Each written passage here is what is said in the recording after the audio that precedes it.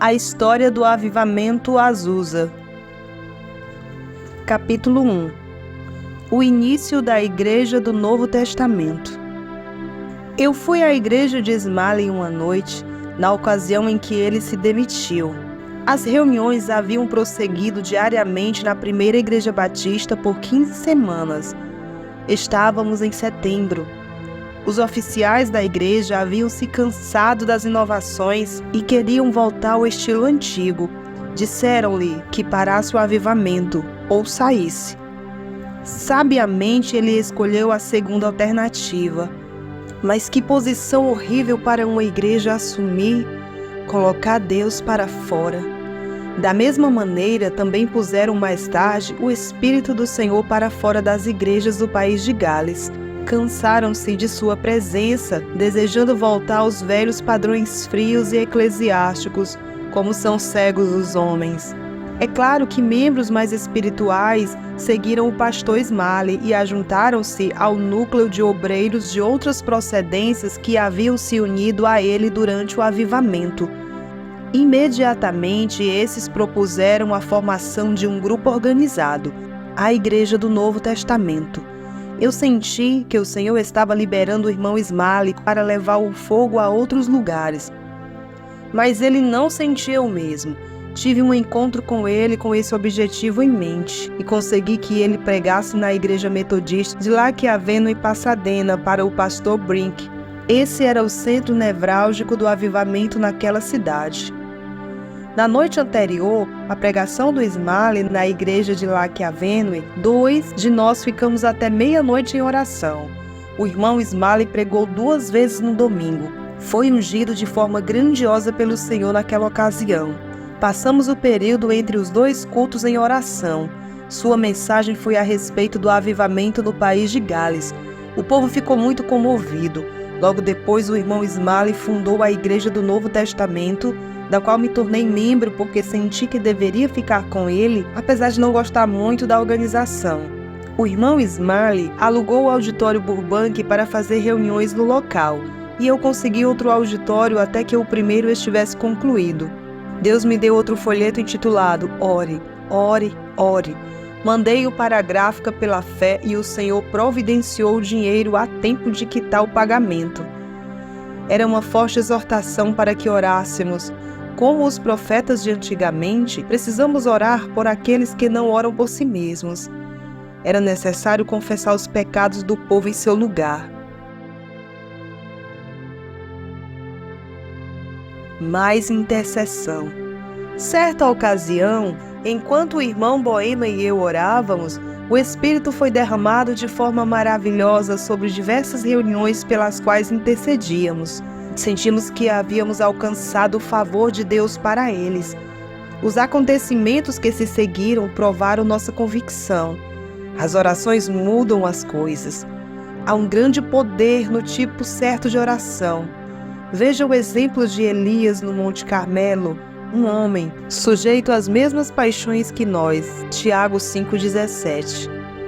Muito pode por sua eficácia a súplica do justo. Tiago 5,16. O arrependimento também se faz necessário nesse contexto para que tudo funcione.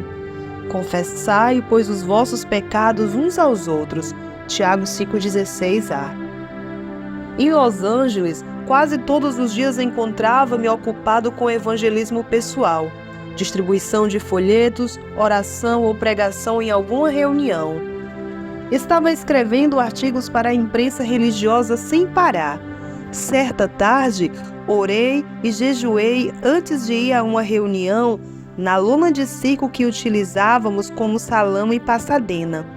O Senhor ungiu-me de forma maravilhosa e 20 pessoas aceitaram a Cristo. A essa altura, o espírito de intercessão se apossara de mim de tal maneira que eu orava noite e dia, jejuava tanto que minha esposa de vez em quando achava que eu iria morrer. As tristezas do meu Senhor estavam sobre mim. Eu estava no jardim do Getsêmani com ele. O penoso trabalho da sua alma, Isaías 53:11, também estava sobre mim. Comecei a temer como ele temera, que não viveria para ver a resposta às minhas orações e lágrimas em favor de um avivamento. Mas ele me consolava, mandando mais de um anjo para fortalecer-me, e eu ficava satisfeito. Sentia que estava experimentando um pouco do que Paulo quis dizer quando escreveu: preencha o que resta das aflições de Cristo, Colossenses 1:24, em favor de um mundo perdido. Alguns temiam que eu estivesse ficando desequilibrado, não conseguiam compreender a profundidade do meu comprometimento. Até hoje muitos não conseguem compreender. Ora, o homem natural não aceita as coisas do Espírito de Deus, porque eles são loucura. 1 Coríntios 2,14. Os homens egoístas não podem entender tal sacrifício. Quem quiser salvar sua vida, perdê-la-á. Mateus 16:25. Se o grão de trigo caindo na terra não morrer, João 12:24. Nosso Senhor era um homem de dores, Isaías 53:3. Muitas vezes fui a Pasadena confiando que Deus me daria a passagem para voltar para casa. Numa ocasião, o irmão Boehmer teve a impressão de que eu estava para chegar. Ele foi à pequena missão Peniel e encontrou-me lá. Passamos várias horas em oração. Depois ele pagou minha passagem de volta para casa. Com frequência passávamos a noite inteira em oração. Naquela ocasião parecia um grande privilégio passar a noite inteira com o Senhor. Ele ficava tão perto de nós, parecia-nos que nem nos cansávamos nessas horas. Boehmer era jardineiro e jamais lhe pedi um centavo, mas ele sempre me dava alguma coisa. Depois de certo tempo, Deus passou a usar não apenas o dinheiro dele, mas sua própria vida a serviço do Senhor. Boehmer foi um grande homem de oração. Deus nos ensinou o que significa não conhecer alguém segundo a carne. Ele nos levou a um relacionamento tão intenso que o nosso companheirismo parecia ser só no espírito. Além disso, nosso eu parecia haver morrido na nossa relação um com o outro. Sinais de perigo na Igreja do Novo Testamento. Escrevi pela terceira vez a Eva Roberts para que continuasse a orar por nós. Naquele tempo, depois que acabava de pregar, eu geralmente chamava os santos para ajoelhar-se e orávamos durante muitas horas antes de podermos nos levantar. O Senhor levou-me a escrever a muitos líderes de todo o país, para que orássemos pelo avivamento. O espírito de oração crescia continuamente. À medida que aumentava sua organização, a Igreja do Novo Testamento parecia perder seu espírito de oração e agora queria passar esse modo de ser para alguns de nós. Eu sabia que Deus não se agradava disso e fiquei muito preocupado por eles, pois apresentavam muitos interesses secundários.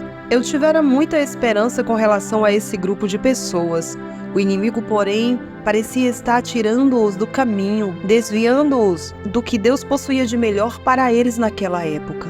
É sempre mais fácil escolher o que é secundário. Uma vida de oração é muito mais importante do que prédios e organizações. Entretanto, frequentemente esses últimos interesses parecem substituir a oração.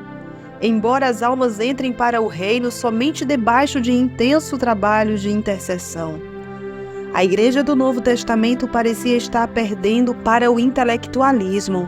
Fiquei muito preocupado. O contraste era terrível se comparado às reuniões que tivéramos antes. Durante uma reunião, gemi alto em oração. Um dos anciãos da igreja repreendeu-me severamente por isso. Como caíram os valentes. 2 Samuel 1:19. Eu parecia ouvir isso a toda hora. Alguns dos mais espirituais sentiam a mesma preocupação. As orações começaram a melhorar um pouco. Depois de algum tempo tivemos uma grande reunião na igreja e 100 pessoas foram ao altar numa única noite de domingo. Encontrei-me outra vez com os rapazes da missão Peniel e sentimos que em breve o Senhor realizaria uma grande obra. Na lona do irmão Bromley, em Los Angeles, tivemos profundo espírito de oração e poderosas reuniões de intercessão. Prevíamos que em breve Deus faria algo de extraordinário. O espírito de oração vinha sobre nós e cada vez com mais poder. Em Pasadena, antes de mudar para Los Angeles, Eu ficava deitado de dia, virando-me na cama e gemendo sob enorme fardo espiritual de oração. À noite, eu mal conseguia dormir de tanto sentir a necessidade de orar. Jejuava muito, pois sob tal peso de intercessão não sentia tanta necessidade de me alimentar. Em certa época, permaneci em angustiosa intercessão durante 24 horas seguidas, sem interrupção. Acabei ficando muito esgotado. As orações praticamente me consumiam. Comecei a gemer até quando dormia. As orações não eram formais naquele tempo. Eram sopradas por Deus. Vinham sobre nós e nos dominavam inteiramente. Não fazíamos força para que se intensificassem. Éramos possuídos por verdadeira angústia no espírito que não podia ser interrompida. Assim como é impossível uma mulher em trabalho de parto evitar suas dores, não se pode fugir à angústia da intercessão sem cometer grande violência contra o Espírito Santo. Vivíamos a verdadeira intercessão feita pelo Espírito de Deus.